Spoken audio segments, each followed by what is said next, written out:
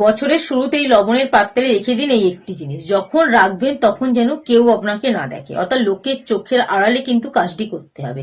এবং যখন আপনি এই কাজটি করবেন তখন কিন্তু বেশ কয়েকটি সতর্কতা আপনাকে মেনে চলতে হবে। নিয়মগুলো যদি মেনে চলেন তবেই কিন্তু সেই কাজটি কার্যকরী হবে। আমাদের সংসারে ঝগড়া, অশান্তি, বিবাদ, নেতিবাচকতার প্রভাব আস্তে আস্তে বাড়তে শুরু করে কেন জানেন তো?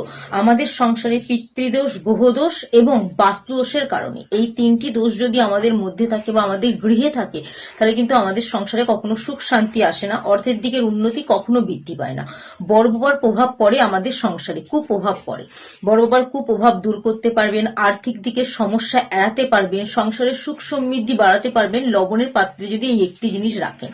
তবে অবশ্যই মাথায় রাখতে হবে, এই লবণ কিন্তু বাড়ির 4টি কোণে আপনি যদি দিয়ে দিতে পারেন, ছিটিয়ে দিতে পারেন, আমাদের সংসারে কিন্তু কখনোই নেতিবাচক শক্তি প্রবেশ করে না। ফলে ইতিবাচক শক্তি আমাদের সংসারে সঠিকভাবে থাকে, ফলে আমাদের সংসারে কিন্তু সুখ সমৃদ্ধি বৃদ্ধি পায়। তার সাথে বছরের শুরুতেই আপনি জানুয়ারি মাস চলাকালীন কিন্তু যে কোনো একটি দিন করতে পারেন। যদি খুব ভালো হয় বৃহস্পতিবার দিন কাজটি করেন, বৃহস্পতিবার দিন সম্ভব না হলে শনিবার দিন কাজটি করবেন। কি করবেন বলুন তো?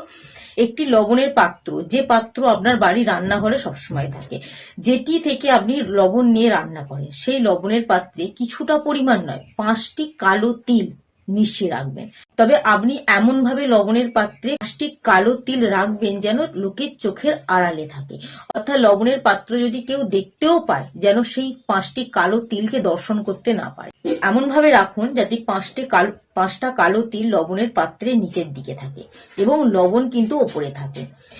এছাড়াও কিন্তু যখন আপনি এই কাজটি করবেন তখন নিজেকে পরিষ্কার করে শুদ্ধ করে কাজটি করবেন। বৃহস্পতিবার অথবা শনিবার, যদি সম্ভব না হয় সপ্তাহের যে কোনো একটি দিন আপনি নির্দিষ্ট করে নিন যে কোন দিন করবে। তবে সপ্তাহে কিন্তু সেই লবণের পাত্র পরিষ্কার করাটা অত্যন্ত জরুরি। তার সাথে একটা সতর্কতা আপনাকে বলে রাখি, যখন লবণের পাত্রে 5টি কালো তিল রাখবেন তখন কিন্তু সেই লবণের পাত্রকে কখনো মেঝেতে রাখবেন না। সবসময় মেঝেতে যখন পাত্রটি নামাবেন অবশ্যই কাগজ অথবা কাপড় বা কোনো প্লাস্টিকের পদার্থ রেখে তার উপর লবণের পাত্রটা রাখুন। লবণের পাত্রটাকে সবসময় ঢাকা দিয়ে রাখবেন। লবণের পাত্র যদি খোলা অবস্থায় থাকে তাহলে কিন্তু আমাদের কারণ লবণের মধ্যে এমনই ক্ষমতা আছে যেটা আমাদের সংসারের মধ্যে নেতিবাচক শক্তিকে আকর্ষণ করে নিতে পারে। আর সেই লবণের পাত্র যদি খোলা অবস্থায় থাকে সেই নেতিবাচক শক্তি কিন্তু আমাদের সংসারে আবার প্রবেশ করতে পারে। এই কারণে লবণের পাত্র সবসময় ঢাকা অবস্থায় রাখবেন এবং যখন তখন লবণের পাত্রে হাত দেবেন না। যখন আপনি লবণের পাত্রে হাত দেবেন হাতকে ধুয়ে নেবেন এবং কোনো খারাপ চিন্তা ভাবনা করতে করতে সেই লবণের পাত্র থেকে লবণ নেবেন না, এতে কিন্তু আমাদের সংসারে খারাপ প্রভাব পড়তে পারে। এছাড়াও আপনাকে মাথায় রাখতে হবে, আপনি যদি শনিবার দিন কালো তিল কুকুরকে খাওয়াতে পারেন, কালো কুকুরকে, তাহলে অত্যন্ত শুভ। সর্ষের তেলের প্রদীপের সাথে কালো তিল মিশিয়ে শনিবার দিন বড় বাবার মন্দিরে প্রজ্বলিত করতে পারেন বা বাড়ির মধ্যে বড় বাবার নাম নিয়ে প্রজ্বলিত করতে পারেন, তাহলেও কিন্তু আমাদের সংসারে নানা রকম সুপ্রভাব পড়ে। এর সাথে আপনি যদি প্রতিদিন গঙ্গা জলের সাথে কালো তিল মিশিয়ে স্নানের জলে মিশিয়ে স্নান করতে পারেন, তাহলেও কিন্তু আমাদের মধ্যে থাকা নেতিবাচক শক্তি আস্তে আস্তে দূর হয়।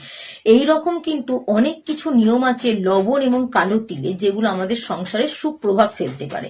কারণ কালো তিল আর লবণের সাথে পারিবারিক শান্তি, অর্থনৈতিক সমস্যা দূর করার, বড় বাবার কুপ্রভাব দূর করার, পিতৃদোষ দূর করার ক্ষমতা রয়েছে। তো ভক্তি এবং শ্রদ্ধার সাথে যদি আপনিও লবণের পাত্রে এই 5টি কালো তিল রাখতে পারেন, তবে সতর্কতাগুলো অবলম্বন করে যদি করতে পারেন, তাহলে কিন্তু আমাদের গৃহে সুখ শান্তি বৃদ্ধি পেতে বাধ্য।